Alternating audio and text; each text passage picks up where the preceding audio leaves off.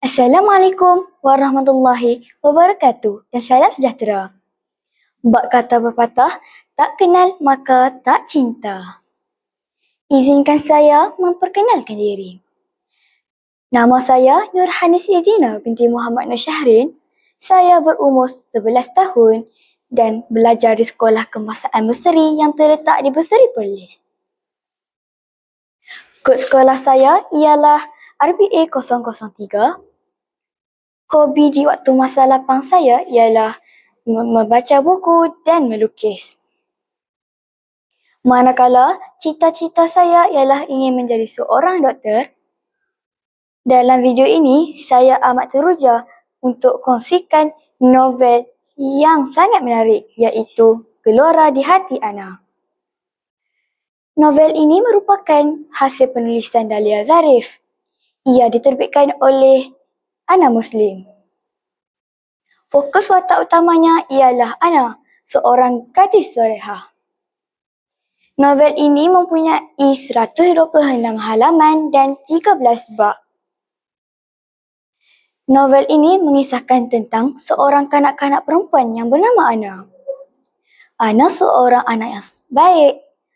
Ana juga seorang budak yang rajin dan suka membantu orang lain. Ana ingin menjadi seorang anak solehah. Namun begitu, dalam kehidupan sehariannya, Ana juga mempunyai masalah. Kadang-kadang Ana berasa sedih, kadang-kadang Ana berasa kecewa, kadang-kadang Ana juga berasa marah. Perasaan inilah yang dipanggil gelora di hati.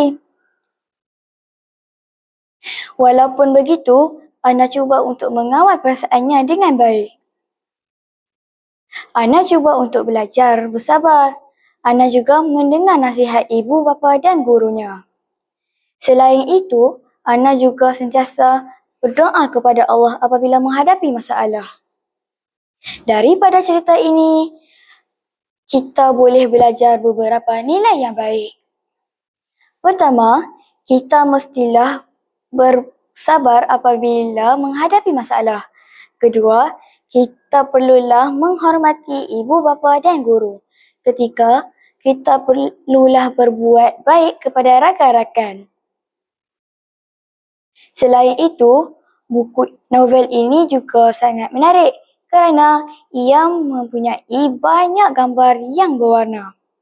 Gambar-gambar yang cantik membuatkan novel ini lebih seronok untuk dibaca.